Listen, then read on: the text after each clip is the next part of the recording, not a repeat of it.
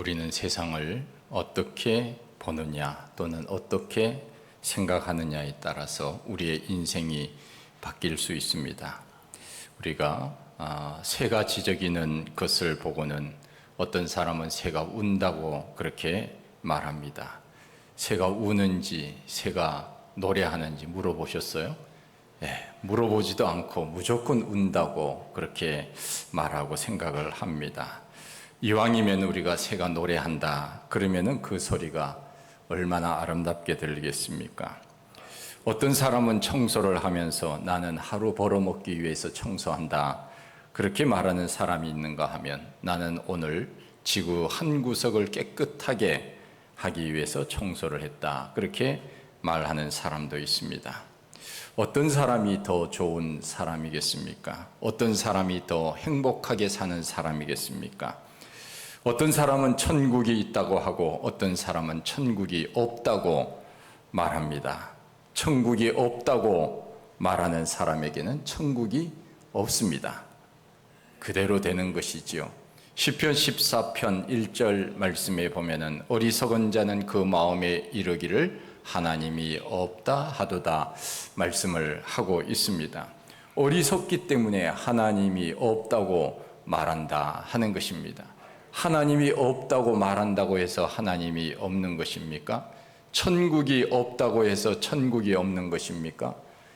우리는 하나님께서 우리들에게 주신 이 말씀을 통하여서 이 세상을 보는 눈, 이 세상을 보는 가치관이 신앙적 가치관, 믿음의 가치관으로 우리가 살아가야 됨을 성경은 우리들에게 말씀하고 있습니다. 천국을 믿지 않는 사람들, 우리는 살아가면서 좋은 생각을 많이 하고 사는지 아니면은 나쁜 생각을 많이 하고 사는지 궁금합니다. 여러분들 어떻습니까? 세상을 바라볼 때 이 세상은 망할 세상입니까? 좋은 세상입니까? 여러분들이 아마 마음속에 생각하는 대로일 것입니다. 세상이 아름답다 생각하는 사람은 세상은 아름다울 것이고 세상이 망할 세상이라고 생각하면 세상은 나쁜 세상이 되는 것입니다. 우리는 어떤 마음으로 생각하고 어떤 눈으로 세상을 바라보느냐가 얼마나 중요한지 모릅니다. 가나안을 정탐한 12명의 사람이 있었습니다. 똑같은 땅을 보고 왔는데 전혀 다른 보고를 합니다.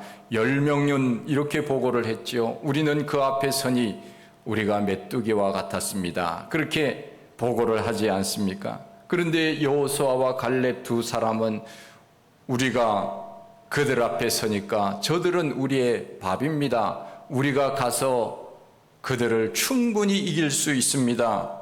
같은 것을 보았는데 왜 이렇게 다르게 나타나는 것입니까? 그것은 보는 눈이 달랐기 때문에 그렇습니다. 오늘 우리는 믿음의 눈으로 세상을 바라보는 것이 얼마나 중요한지 요셉을 통해서 알아보기를 원합니다. 요셉은 야곱의 11번째 아들로서 형들에게 미움을 받아서 애굽으로 팔려갔습니다. 억울한 누명을 쓰고 감옥에 들어갔습니다. 성실하고 정직하게 살았지만 요셉에게는 고난이 찾아왔습니다. 우리가 하나님을 믿는다고 해서 모든 일들이 형통한 것만은 결코 아닙니다. 모든 것이 평탄한 것만은 결코 아니지요. 믿는 우리에게도 고난은 언제든지 우리 앞에 기다리고 있는 것이 고난입니다. 이것을 우리는 고난의 보편성이라고 이야기를 합니다. 그러나 믿음의 사람과 믿지 않는 사람들의 차이가 무엇입니까? 우리에게 고난이 와도 우리 믿음의 사람은 절망하거나 좌절하지 않는다는 것입니다. 언제나 용기와 힘을 내어 다시 일어날 수 있는 그러한 믿음이 우리 가운데 있기 때문입니다. 그것이 바로 믿는 사람과 믿지 않는 사람의 차이점입니다. 요셉이 그러했습니다. 하나님이 언젠가는 나를 높여주실 것이라고 하는 그 믿음을 가지고 살았습니다. 요셉은 한순간도 하나님을 의지하지 않거나 세상적으로 넘어지거나 절망하지 않고 살았던 사람이 바로 요셉입니다. 때가 되어 하나님이 그를 높여주십니다.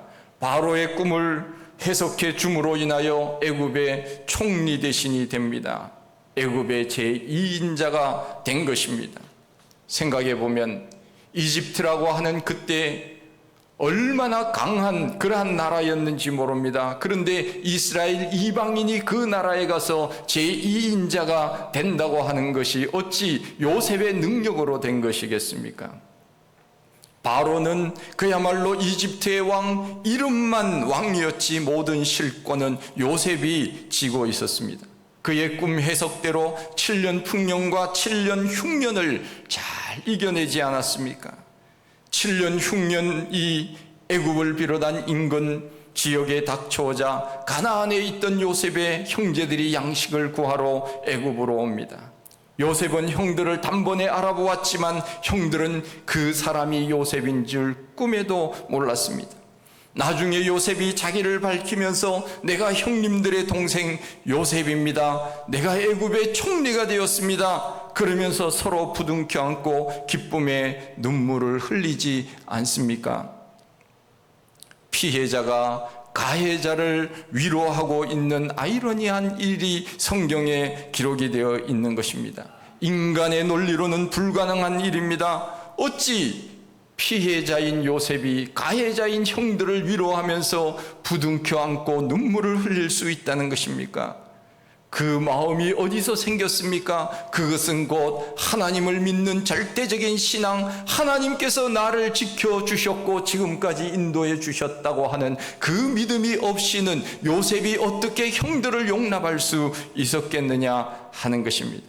오직 하나님의 섭리를 믿는 사람만이 할 수 있는 일이 아니겠습니까? 이때 형들은 마음속에 두려움이 생겼습니다. 속으로 이렇게 생각했을 것입니다. 아, 이제 우리는 죽었구나. 당시 애굽은 강한 나라였습니다. 요셉이 애굽의 총리가 되었다고 하는 것을 안 형들은 이제 그 마음속에 두려움밖에는 없었습니다. 형들을 만난 요셉은 형들을 어떻게 대합니까? 보통 사람 같으면 자기를 팔아버린 형들에게 복수할 기회가 왔다고 생각했을는지 모릅니다. 나를 미워하고 나를 팔아서 노예로 이렇게 고생하며 살게 했다니, 원수는 내 나무다리에서 만난다더니 내가 당신들 때문에 얼마나 고생한 줄 아느냐. 오늘 잘 만났다. 침을 한번 태태 뱉으면서 주먹을 쥐면서 그렇게 말할 것 아니겠습니까? 보통 사람 같았으면 아마 그렇게 했을는지도 모릅니다. 그러나 요셉은 전혀 그럴 마음이 없었습니다. 두려워하는 형들을 오히려 이렇게 안심시킵니다. 창세기 45장 7절 말씀, 당신들이 나를 이곳에 보낸 것이 아니요 하나님이 당신들을 살리려고 당신들 앞서 나를 이곳에 보내셨습니다. 얼마나 신앙적인 모습입니까?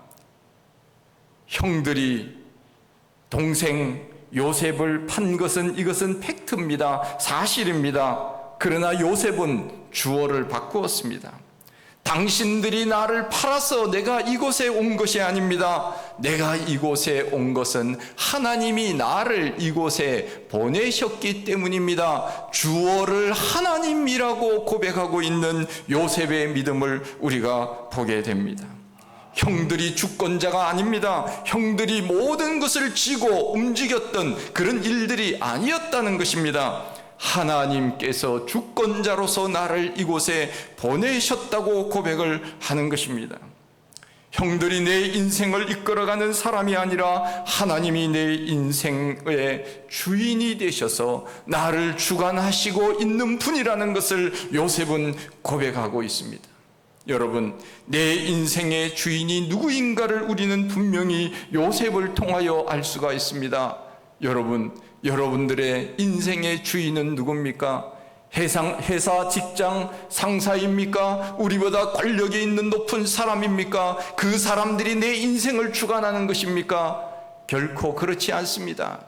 하나님께서 내 모든 삶의 인생을 주관하시고 그분이 나의 모든 삶을 이끌어 가신다고 하는 믿음이 우리들에게 있는 한 우리는 세상을 두려워하지 않습니다. 하나님을 믿지 않는 사람들은 세상을 두려워하지만 하나님을 두려워하는 사람은 세상이 두렵지 않은 것입니다. 요셉은 바로 하나님을 의지했기에 하나님의 주권자가 되셔서 나를 이곳에 보내셨지, 형들이 나를 팔아서 내가 이곳에 온 것은 결코 아니라고 고백합니다. 그러기에 하나님이 하셨는데 내가 어떻게 형들에게 복수할 수 있겠느냐? 그 마음을 누가 주셨습니까? 바로 하나님이 요셉에게 준 마음 아닙니까?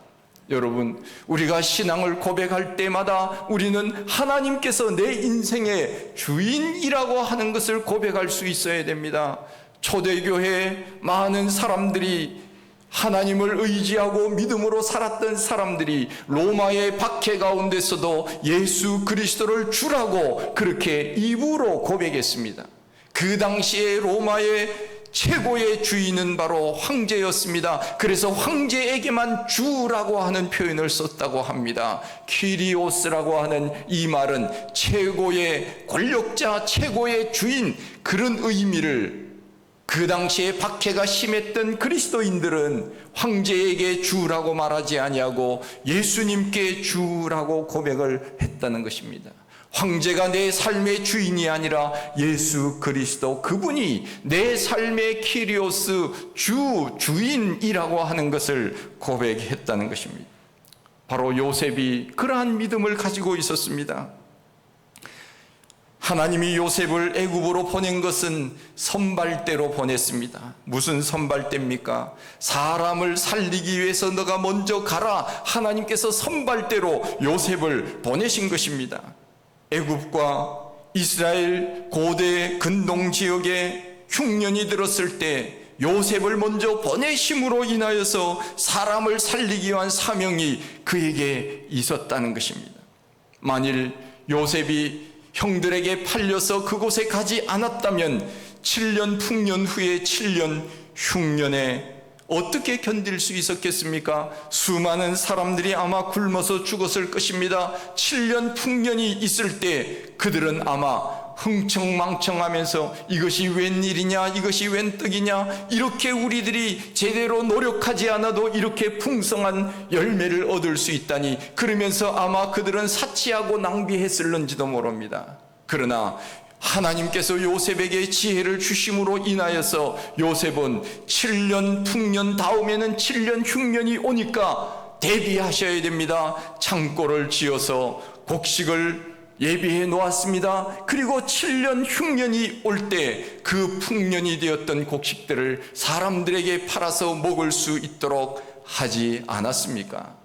그런 것을 우리가 생각해 보면 요셉이 그냥 형들에게 팔려가서 노예로 살도록 그렇게 하나님이 하셨겠습니까? 결코 그렇지 않을 것입니다. 하나님께서는 요셉을 미리 준비하셔서 수많은 사람들을 살릴 수 있도록, 7년 흉년이 왔을 때 수많은 사람들을 살릴 수 있도록 하나님께서 선발대로 요셉을 애굽으로 보내신 것입니다. 형들이 팔았다고 해서 원망하지 마십시오. 한탄하지 마십시오. 하나님이 나를 이곳에 선발대로 보내셨습니다. 하나님의 원대한 계획 속에 내가 지금 여기에 있다고 하는 것입니다. 17세 어린 나이에 그야말로 나라를 떠나서 알지도 못하는 이방 땅으로 가서 산다고 하는 것이 얼마나 힘든 일입니까? 그것도 노예로 팔려갔습니다. 은 20에 팔려간 것입니다. 그러나 하나님께서는 13년 동안의 고생을 통하여서 요셉을 30살에 애굽의 총리로 만들어 주셨다고 하는 것, 이것이 사람이 한 것이겠습니까? 여러분, 30살에 뭐 하셨습니까? 그렇죠, 열심히 살았겠죠. 하나님께서는 어찌 보면은 젊은 나이 30살에 애굽의 2인자로 하나님이 그를 높여주신 것은 요셉이 잘한 것이 결코 아니었습니다. 하나님을 의지하고 믿음으로 살았기 때문에 하나님께서 요셉에게 복을 주신 거예요. 할렐루야. 우리는 세상에서 복을 받으려고 얼마나 애를 쓰고 노력을 합니까? 돈을 벌려고 얼마나 힘든 일들을 그렇게 감당하며 삽니까? 그러나 우리는 성경을 통하여 알아야 됩니다. 아침 일찍 일어나고 늦게 눕지만 수고의 떡을 먹으며 헛되도다. 하나님이 파수꾼이 되셔서 우리의 집을 지켜주시지 않으면 파수꾼의 경성함이 허사로다. 하나님께서 도와주시지 않으면 안 된다는 것을 우리는 성경을 통하여 알고 있으면서도 불구하고 우리는 오늘도 내 힘으로 살려고 얼마나 애를 쓰고 있는지 모릅니다. 우리는 하나님 앞에 온전히 나를 맡기고 하나님의 주권을 인정하면서 그렇게 살아야 됩니다. 제가 오늘 아침에도 나오기 전에 저는 매 주일마다 다른 목사님의 설교를 한 편씩 제가 듣고 옵니다. 한 30분 정도 설교하는 설교를 한 편씩 듣고 오는데 어느 목사님 이렇게 이야기를 하더라고요. 주일은 안식하는 날이다. 주일은 하나님 앞에 예배드리는 날이다. 우리 사람이 일을 일부러 하지 않도록 해야 하나님 앞에 나올 수 있지. 우리는 세상을 죽는 날까지 일한다. 나이가 드신 분들도요, 얼마나 일을 열심히 하려고 하는지 모릅니다. 일거리가 없어서 일을 못할 뿐이지 일거리만 있으면 열심히 일하려고 애를 씁니다. 우리가 죽을 때까지 일을 하려면 시간이 부족해요. 그렇기 때문에 우리는 하나님의 주권을 인정하고 하나님 앞에 나와서 내 삶을 맡기면서 쉬는 날에도 하나님이 나를 지켜주십시오. 성경 시편에 나와 있지 않습니까? 하나님께서는 잠자는 동안도 하나님께서는 사랑하는 자에게 잠을 주신다고 하는 그 말씀의 뜻은 하나님께서는 잠자는 동안도 일하신다고 하는 뜻이에요. 나는 자지만 하나님께서는 일하신다. 그러기에 하나님은 사랑하는 자에게 잠을 주신다 하는 그런 뜻입니다. 그러기에 우리는 일을 놓고 잠을 자야 그 다음에 또 우리는 일할 것 아닙니까? 그 다음에 또 하나님의 역사를 우리가 바라볼 수 있는 것 아니겠습니까? 요셉은 그러했습니다. 요셉이 능력이 많아서 애굽의 총리가 된 것은 결코 아닙니다. 하나님을 의지하고 믿음으로 살았기 때문에 하나님은 그를 높여 주신 것입니다. 요셉은 믿음의 눈으로 이야기를 한 것입니다. 당신들이 나를 이곳에 보낸 것이 아니고 하나님이 나를 이곳에 보내셨습니다. 똑같은 것을 보지만 그러나 어떻게 해석하느냐에 따라서 우리의 인생은 달라지는 것입니다. 우리는 산에 올라가거나 아름다운 광경들을 볼 때 하나님이 만드신 세상이 이렇게 아름답구나 이렇게 이야기를 합니다. 그래서 우리는 참 아름다워라 주님의 세계는 그렇게 우리가 찬송하지 않습니까? 그런데 안 믿는 사람들은 그냥 자연이 좋구나 꽃이 예쁘구나 요것밖에는 생각 못해요. 우리는 꽃을 보면서 우리는 자연을 보면서 아름다운 하늘을 보면서 바다를 보면서 누구부터 생각합니까? 누구부터 생각해요? 목사님요? 안 생각해도 돼요. 우리는 하나님부터 생각합니다. 야, 하나님 만드신 세상이 이렇게 좋구나 아름답구나 우리가 그렇게 먼저 마음속에 생각나지 않습니까? 믿음이 좋은 사람이에요. 우리는 인생을 어떻게 해석하느냐에 달려 있습니다. 어떻게 내 입으로 신앙을 고백하느냐에 따라서 인생이 바뀌는 것입니다. 안 된다고 하면 안 되는 것입니다. 하나님이 고쳐주신다고 하면 되는 것입니다. 하나님을 의지하고 믿음으로 살 때 하나님이 우리들에게 복을 주시지 않겠습니까? 여러분들 복 받고 싶으시지요? 그러면 하나님께서 신명기 28장을 통하여 우리들에게 말씀하고 있지 않습니까? 내 율례와 법도를 지켜 행하면 내가 너희에게 이와 같은 복을 주겠다. 하나님께서 말씀하셨습니다. 그러나 너희들이 이렇게 살지 아니하면 내가 너희들에게 저주를 주리라 하나님이 말씀하셨는데 우리가 그것을 모르는 바가 아니에요. 알면서도 하나님의 능력과 주권을 의지하지 않을 뿐이라는 것입니다. 우리는 언제나 하나님 앞에 믿음으로 말하고 믿음으로 생각하며 믿음으로 살아야 되는 것입니다.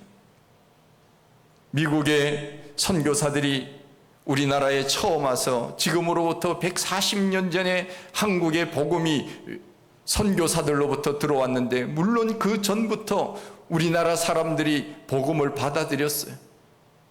중국에 가서 이미 복음을 받아들였고 믿는 사람들이 한국에, 조선에 있었습니다. 그런데 이제 공식적으로는 1884년에 선교사들이 왔지요. 알렌을 비롯해서 언도드와 아펜젤과 그 이듬해 왔습니다. 선교사들이 조선에 와서 조선이라고 하는 것이 무슨 뜻이냐 그렇게 물었더니 어떤 양반이 한문으로 글자를 쓰면서 풀이를 해 주었습니다. 예, 조선이라고 하는 것은 이런 뜻입니다. 아침 조자에 깨끗할 선자 하면서 글자를 보여주었습니다. 조자는 어떻게 쓰는가 하면은 열십에다가 그 밑에다가 나리를 쓰고 그 다음에 또 열십을 쓰고 그 옆에 달월자를 쓰는 것이 조자입니다. 아침 조자입니다. 그리고 선자는 고기어에다가 오른쪽에는 양양을 쓰는 것이 선입니다. 깨끗할 선, 신선할 선, 그런 뜻이지요. 그 이야기를 듣고는 선교사님이 이렇게 이야기를 했다고 합니다. 야, 조선이라고 하는 이름이 이렇게 좋구나. 야, 열십에다가 나리를 그 다음에 또 열십 보니까 십자가네. 낮에도 십자가, 밤에도 십자가네. 그렇게 이야기를 했다는 것입니다. 그리고 선자는 고기 어자에다가 양양자니까 초대교회 성도들이 상징하는 그것이 바로 물고기 아니냐. 물고기. 그리고 하나님은 어린 양이라고 하지, 예수님을 어린 양이라고 하지 않았느냐. 야, 조선이라고 하는 이름이 이렇게 좋은 이름이구나 하는 이야기가 전해져 내려오고 있습니다. 이것은 그분의 해석이지요. 그렇습니다. 우리는 만물을 바라볼 때 내가 그것을 어떻게 바라보느냐, 내가 어떻게 그것을 해석하느냐, 거기에 우리의 인생이 달라진다고 하는 것입니다. 요셉은 하나님의 섭리를 이야기합니다. 참새 한 마리도 하나님의 뜻이 아니면 떨어지지 않는 것입니다. 그 사건 속에 하나님이 어떻게 역사하시는지를 우리는 모르기에 하나님 앞에 맡기고 하나님을 의지하면서 그렇게 믿음으로 사는 것 아니겠습니까? 이것이 바로 믿음의 사람, 신앙인의 모습이 아니겠습니까? 우리는 그 어떠한 일들이 우리들에게 닥쳐온다고 해도 이곳에 하나님의 뜻이 무엇인지, 하나님의 계획이 무엇인지를 우리는 깨달을 수 있는 지혜를 달라고 기도해야 됩니다. 단순히 나쁘다고 포기해서는 안 됩니다. 절망해서는 안 됩니다. 그 어떤 여러 가지 어려움 속에서 하나님의 섭리하심이 무엇인지를 우리는 깨닫게 해달라고 하나님 앞에 아뢰는 믿음이 필요한 것입니다. 제2차 세계대전 당시 네덜란드에 코리 텐 붐이라고 하는 사람이 있었습니다. 코리 텐 붐이라고 하는 사람입니다. 유명한 책, 주는 나의 피난처라고 하는 유명한 책이 있습니다. 이 책은 그가 아우슈비츠 수용소에 들어가서 겪었던 수많은 고난을 기록한 책이 바로 주는 나의 피난처, 세계적 베스트셀러를 쓴 사람이 바로 코리 텐 붐이라고 하는 네덜란드 사람입니다.